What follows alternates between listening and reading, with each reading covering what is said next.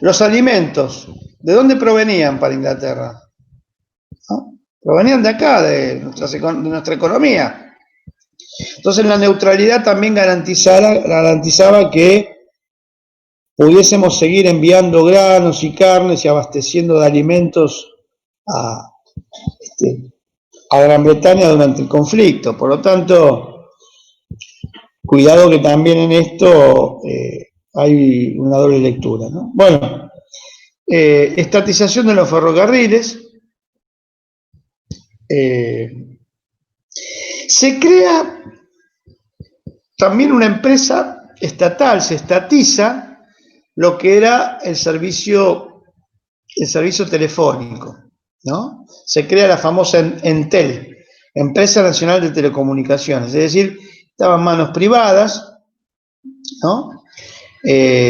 Primero capitales ingleses, luego capitales norteamericanos, se estatiza, ¿no? El Estado toma el control de las telecomunicaciones, sobre todo piensa en lo que dijimos antes, ¿no? En un contexto de salida de la Segunda Guerra, las comunicaciones son estratégicas. Aún hoy, por ejemplo, el gobierno de Macri vendió al sector privado satélites, ¿no? Los satélites que el gobierno anterior había lanzado con éxito, había investigado, producido y lanzado, ¿no? En vez de estar bajo el control estatal, Macri lo transfiere al sector privado, ¿no? Magneto y sus socios, ¿no? Lo que podía ser internet gratuita para todos con un satélite del Estado, bueno, ahora se transfirió al sector privado y hay que pagar. Ningún país, o muy pocos países, por ejemplo, todo lo que son la construcción de radares y de satélites, se transfiere al sector privado, ¿no? Se los concentra el Estado porque son recursos estratégicos para la defensa. Es decir, controlar los radares, controlar los satélites, ¿no? No puede estar en manos privadas eso. ¿Qué pasa si ese satélite, Magneto decide, en una hipotética guerra con Gran Bretaña por Malvinas, decide ponerlo al servicio de los intereses británicos en ese conflicto? Bueno, no lo controla el Estado. Estamos hablando en un ejemplo muy utópico, pero que podría ser, ¿no? Entonces, las telecomunicaciones son un recurso estratégico, y así lo entendió el justicialismo, ¿no? Entonces, se crea la Empresa Nacional de Telecomunicaciones. Obviamente, por ejemplo, todo lo que es, lo que en la época se conocía como vía satélite, ¿no? Ustedes ni habían nacido, ustedes ya vienen con internet, con algo que ni siquiera parece del túnel del tiempo lo que voy a decir, pero por ejemplo, el poder establecer comunicaciones en una distancia, digamos, de kilómetros, ¿no? De pocos kilómetros, había que hacerlo a través de lo que se denominaba un cable coaxil, que era un tendido especial para esas comunicaciones, ¿no? Yo recuerdo que veraneaba en Mar del Plata cuando era muy chico, en la prehistoria, ¿no? Y por ejemplo, estando en Mar del Plata, queríamos hablar con algunos de nuestros familiares acá en Buenos Aires.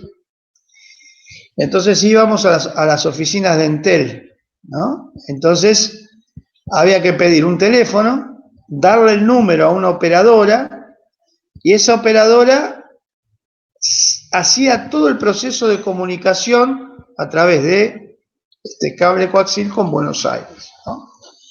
Entonces nosotros, me acuerdo que dábamos el teléfono y teníamos que esperar en una sala, teníamos que sentarnos en una sala de espera, a esperar 45 minutos, una hora, que pudiese establecerse la comunicación. Y a veces la comunicación, en medio de la charla, se caía, o sea, un atraso tecnológico importante en la época, ¿no? Pero para nosotros eso era como estar adentro de un ovni, ¿no? Poder comunicarme por teléfono desde Mar del Plata a Buenos Aires era ciencia ficción para mí, ¿no?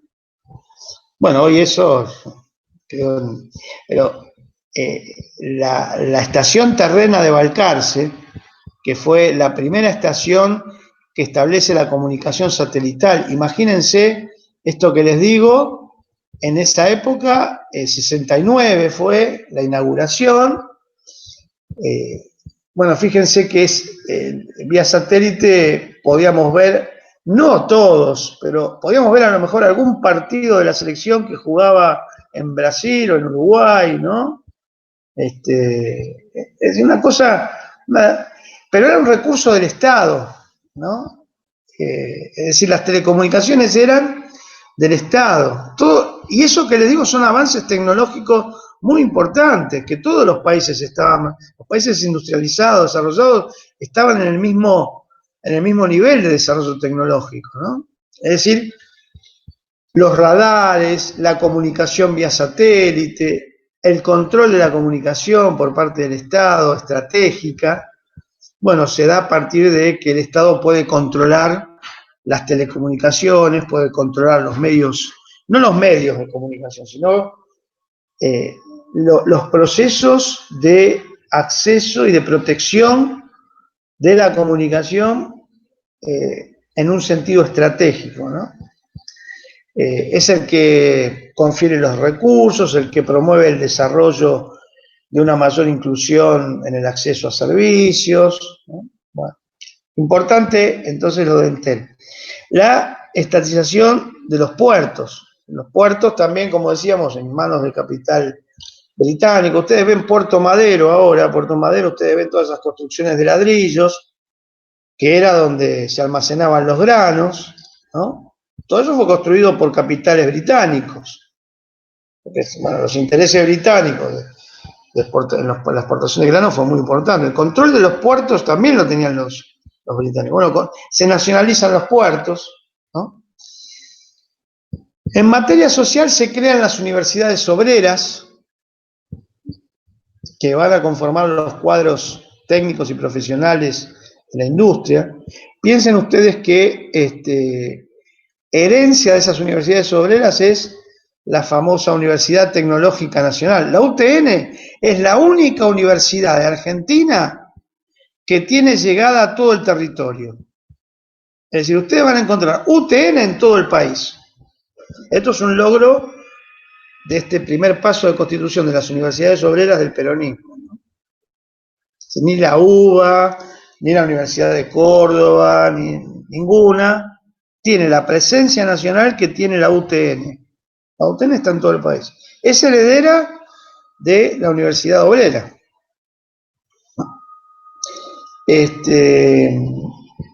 Bueno, la Universidad Obrera, el Estatuto del Peón Rural.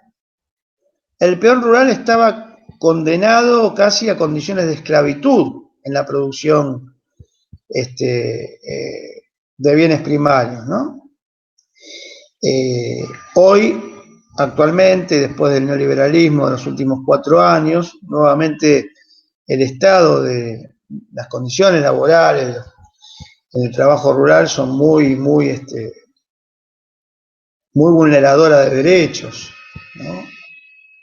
Es decir, hay condiciones hasta de esclavitud. Ustedes saben que muchas veces para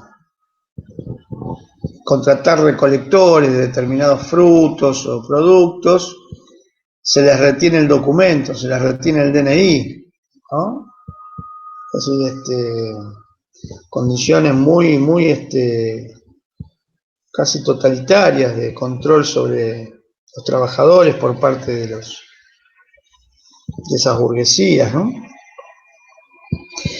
El Estatuto del Peón Rural significó, digamos, la posibilidad de garantizar y de controlar por parte del Estado las condiciones de trabajo en el ámbito rural, ¿no?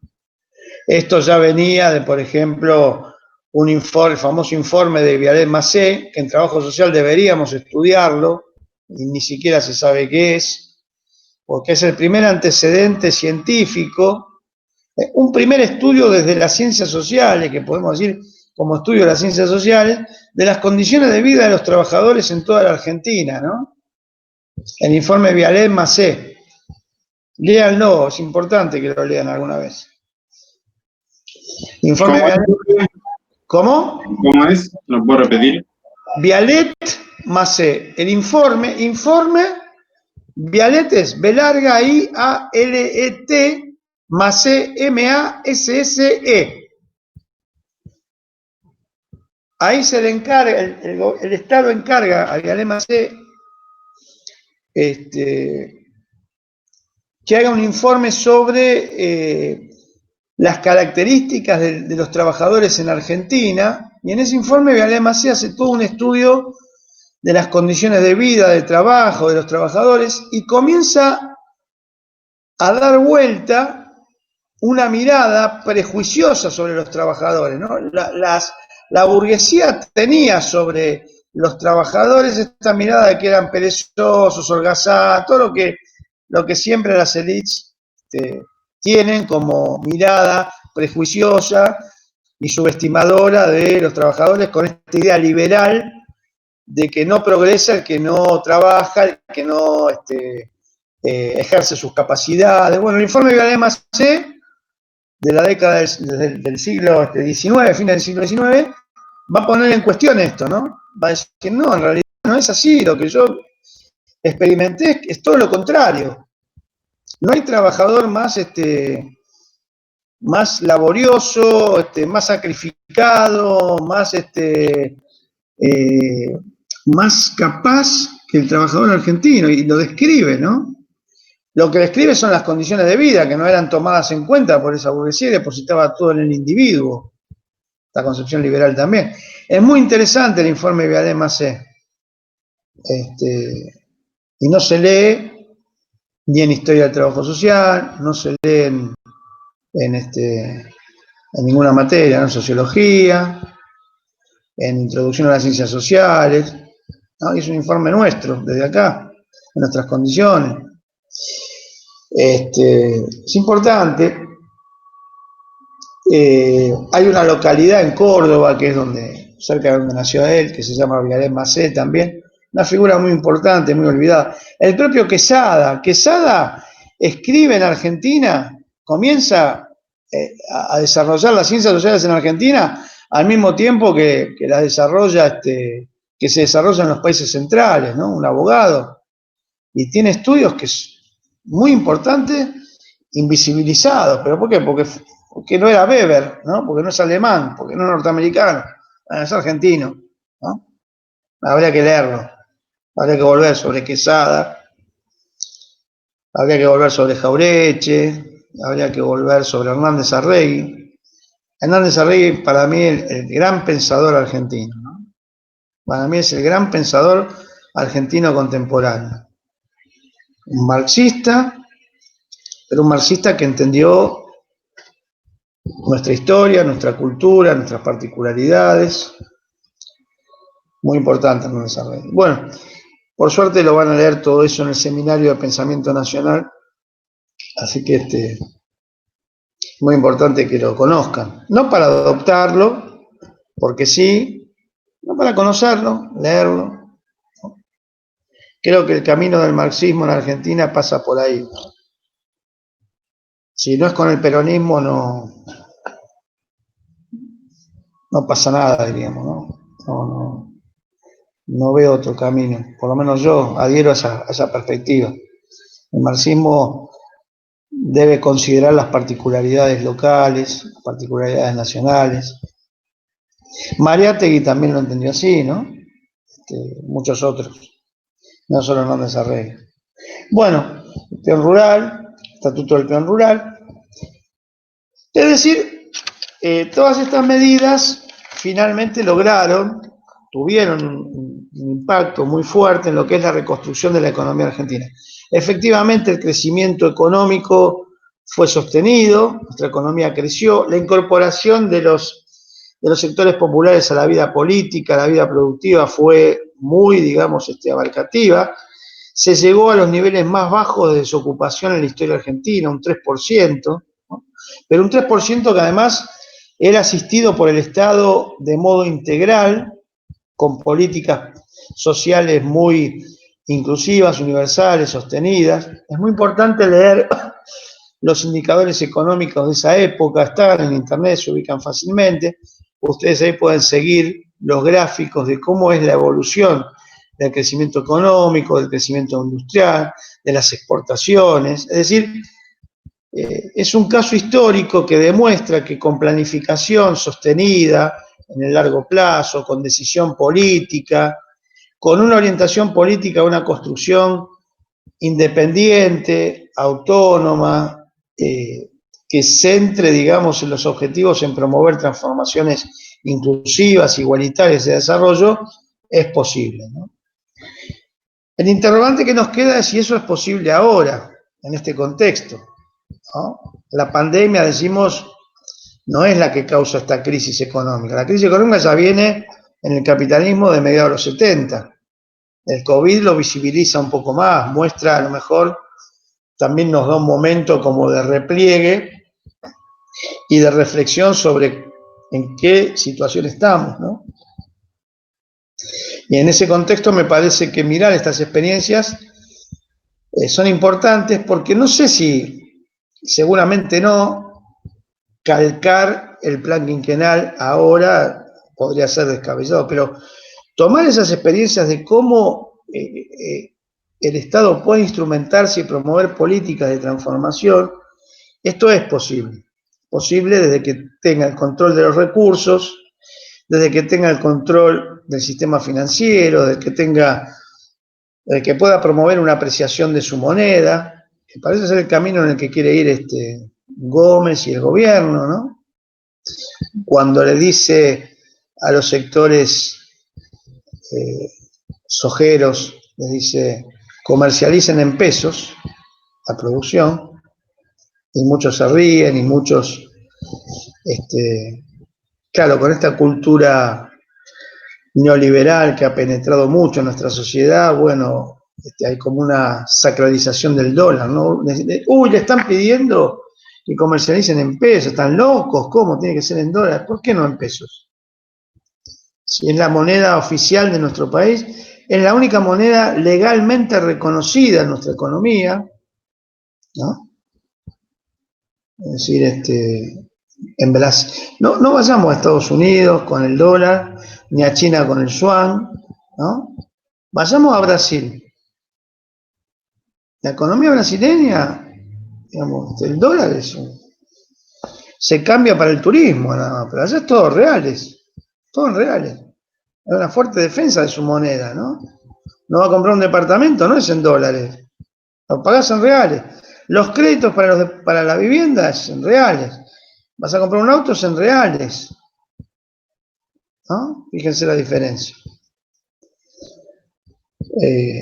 Entonces, la estatización de los servicios, ¿no? Volver a controlar recursos estratégicos fundamentales, el petróleo, el gas, el litio hoy. El Estado debería ir en ese camino de regular y preservar lo que es la explotación de litio, ¿no? Tener casi un control monopólico de ese recurso estratégico, o por lo menos con capitales mixtos, pero con una fuerte presencia estatal, ¿no?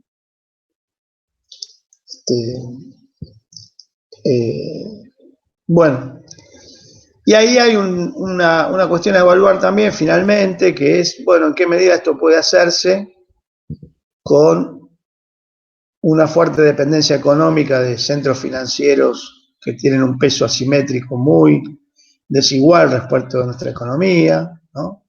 Si esto es posible hacerlo con el pie en la cabeza que tenemos del Fondo Monetario, los fondos buitres. No es el mismo contexto del 46, donde el gobierno justicialista pagó la totalidad de la deuda y tenía un poco más allanado el camino, ¿no? Esos son los desafíos. Y los desafíos son dobles, porque por un lado podemos pensar, bueno, esto es posible en este contexto, y otra respuesta podría ser, Bueno, pero si lo intentamos y se generan esas condiciones de un mayor desarrollo industrial, de un mayor ingreso de divisas en el país, eso nos va a dar mejores condiciones de negociación y de enfrentamiento a esa opresión. Lo peor que podemos hacernos es quedarnos en la situación en la que estamos, ¿no? Intentar rearticular esas políticas, volver a viejas estrategias de control de los recursos, a viejas estrategias del control de las comunicaciones, del control de una regulación de la información. Esto de la ley de medios, habría que revisarla, ¿no? Habría que volver a la carga sobre eso, ¿no? Es muy importante la ley de medios. El éxito cultural que tuvo el neoliberalismo, bueno, fue gracias a ese uso casi monopólico de la información que tuvieron los capitales concentrados. Bueno, Alberto en ese sentido se manifestó como, bueno, no está muy de acuerdo con la ley de medios. Habría que, bueno, habría que ver, ¿no? Cómo poder generar ese debate, pero me parece que es importante. Es importante que tengan voz distintas expresiones de nuestra cultura, de nuestra sociedad, ¿no? Fomentar un equilibrio entre lo que puedan ser las voces de los pueblos originarios, de las comunidades locales, de los barrios, de los trabajadores, ¿no? Con la única voz que parece escucharse, que es la de los grupos concentrados. Y eso forma idearios, forma valores, imponen valores, ¿no? Entonces, como le decía la clase pasada, cuando en la toma de Guernica a un vecino cercano a esa toma se le pone el micrófono y dice, bueno, pero esto está mal porque yo lo hice trabajando, ellos tendrían que trabajar también para tener la vivienda. Y esos son los valores y las ideas de los sectores dominantes. Pero ¿por qué han penetrado en una persona que tiene casi las mismas condiciones de vida y urgencias y dificultades que las que tenemos todos los sectores populares, ¿no? ¿Por qué se pone en ese discurso? Es un discurso burgués en un sujeto que padece digamos, la gravedad de todo el desarrollo de ese sistema. ¿Por qué defiende ese sistema, no? Cuando padece sus consecuencias. Porque han logrado captar la subjetividad de las personas. Si pongas el canal que pongas, el discurso, salvo, bueno, C5N, ¿no? y pocas islas de información, el discurso es la transmisión permanente, perpetua, y machacan y subliminalmente con los valores digamos, que resguardan los intereses de los sectores dominantes. Hay algo más peligroso que, por ejemplo, los noticieros o los programas políticos, ¿no? Que son para esta transmisión de valores. Esto está muy estudiado. Hay una escuela que se llama la Escuela de Birmingham, que tuvo mucha influencia en todo esto, que estudia cómo penetrar en la subjetividad de las personas, ¿no? A través de la comunicación. Y hay más peligroso que los programas políticos directos, que los noticieros, son, por ejemplo, los programas de la farándula, los espectáculos deportivos, ¿no? Los espectáculos artísticos, peligrosos en este sentido, que el que mira esos programas no está a la guardia, no está atento de lo que se discute políticamente, ¿no? Cuando uno mira un programa político, qué sé yo, a dos voces, uno está pendiente del debate político, pero uno está mirando un partido de fútbol y el relator empieza, qué bien que funcionan los aeropuertos, porque el aeropuerto está en manos de Ornequian, qué bien, qué buena inversión que hizo Ornequian, se ve que así se hacen las cosas. Uno ahí está desprevenido, está estudiado esto, hasta psicológicamente. Uno está mirando un partido, pero está internalizando sin defensas un discurso que se va metiendo, que va penetrando, ¿no?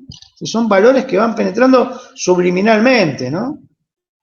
o mirando un espectáculo de estos de que se baila en la televisión y hay un jurado, un pseudo jurado, que en medio de dar una puntuación comienza a alabar el gobierno de Macri y cómo es un empresario exitoso y que hay que imitar esa carrera de lanzarse a producir y ser un emprendedor. Por ahí lo dicen en el medio de una jornada de baile y quienes ven eso están desprevenidos, no están esperando una discusión política. Y eso penetra, está estudiado, ¿eh? Está estudiado como una técnica de penetración en la subjetividad. Bueno, esto, ahí tiene que haber una presencia del Estado, ¿no? Compensar que esté ese programa de bailando, pero que paralelamente haya otros bailandos, por ejemplo, ¿no? Con nuestros pueblos originarios, las danzas, nuestros pueblos originarios, programas donde las expresiones de las murgas populares también tengan su visibilidad y que planteen también sus valores, su posicionamiento también político, cultural. Bueno, la ley de medios iba en dirección a eso, de democratizar la información. Ahí está la ley de medios, ¿no? Está ahí. Me parece es importantísimo. Bueno, el plan quinquenal consistió en esto. Entonces, la idea de hoy fue la de presentar el plan quinquenal, no para que lo tomen críticamente, para que nos hagamos todos peronistas, no es la idea esa, es para conocer la experiencia histórica más acabada de políticas públicas que hubo en Argentina en un sentido inclusivo, en un sentido de promoción del desarrollo económico, político, social, y que no se estudia generalmente en ninguna materia, ¿no? No en esta carrera, sino en cualquier carrera. En la UBA tampoco se estudia el plan quinquenal, en trabajo social. El trabajo social tiene que conocerlo. Tampoco se estudia, como decíamos, el informe Vialé-Macé. Tampoco se estudia, digamos, la historia de la Fundación Eva Perón y de estas políticas de un modo serio, cuestionando lo que haya que cuestionar, pero también advirtiendo lo que significó, incluso para nuestra profesión, ¿no? Y poner en crítica y en debate esas lecturas de la historia del trabajo social que nos llegan y que leemos como esponjas sin poner en duda o en cuestión, ¿no? ¿Por qué alguien fundamenta que, como Alayón, una mirada totalmente crítica de todo lo que fue el peronismo en materia de desarrollo social, nuestra historia, ¿no? ¿Por qué esa crítica tan cerrada? Yo no digo que no haya que cuestionar, pero fue la experiencia más acabada de inclusión, de promoción del desarrollo, con todas las críticas que después se pueden hacer desde cualquier lado, ¿no? Pero como experiencia histórica objetiva hay que analizarlo. Un conocimiento académico, teórico, tiene que analizar de manera integral, ¿no? Si es prejuicioso ya no es un análisis, ¿no? Antimoderno, peronismo como antimoderno, ¿no? Bueno, si todo lo que estamos viendo acá y que yo estoy trayendo, la modernidad en Argentina la trae el peronismo. Entonces, ¿cuál es el fundamento para esto? Por eso, no solo para la historia del trabajo social, para cualquier producción, ustedes siempre traten de leerlo, pero también de preguntarse por qué está escribiendo lo que escribe y cómo lo fundamenta. Y si ese fundamento se corresponde con lo empírico, si lo que está diciendo tiene correspondencia con la historia, con los procesos, ¿no? O no. Nosotros en el trabajo social hay una cultura también de que cualquiera que escribe ya está en el candelero, ¿no? Entonces todos, bueno, seguimos. Tenemos que ser un poquito más críticos, todos, me incluyo, ¿no? Autocríticos y críticos con lo que vamos produciendo. Pero todo el periodo, las constituciones, por ejemplo, en derecho, yo soy abogado también, en derecho, en los 5 años de carrera jamás leí la Constitución del 49. Ustedes van al Congreso y hay una placa en el Congreso que pusieron los mismos congresistas de homenaje a las constituciones y las reformas, ¿no? Ustedes van a ver ahí, en esa placa, van a ver la Constitución de 1819, la de 1853, la reforma de 1956, de la dictadura del 56, de la llamada Revolución Libertadora, ese golpe de facto al peronismo, ¿no? La reforma del 94, pero no aparece la Constitución del 49. ¿Y por qué no aparece? Si la Constitución del 49 siguió todos los requisitos institucionales, no la reforma, la nueva Constitución, no fue una reforma, fue la nueva Constitución superadora del 53, siguió todos los procedimientos formales, administrativos, procesales, requeridos para sancionar una nueva Constitución. O sea, se convocó una asamblea, se votó, no es que alguien le impuso autoritariamente, se dio todo ese proceso que prevé la Constitución de 1853. Todo lo que plantea la Constitución de 1853 para sancionar una nueva Constitución se hizo. ¿Y por qué no se reconoce como Constitución? El golpe militar del 55 reconoce la Constitución del 49 hasta la reforma. Los dictadores juraron, ¿no? El golpe del 55, Lonardi, los primeros, las primeras cabezas y funcionarios de ese golpe militar, fíjense qué curioso, juraron por la Constitución del 49. Bueno, no los quiero cansar más. Pero bueno, un segundito, ¿eh? ¿Hola? Sí, sí, sí. Sí. Dale. Ya entro, ¿eh? Un segundito, ¿sabes? Gracias. Sí, ya voy, ya. Gracias. Bueno, tengo que cortar acá, así que les agradezco y seguimos, ¿eh? Un abrazo. Buenísimo, profe. Muchas gracias. Gracias, profe. Gracias. Hasta luego. Nos vemos. Gracias, profe.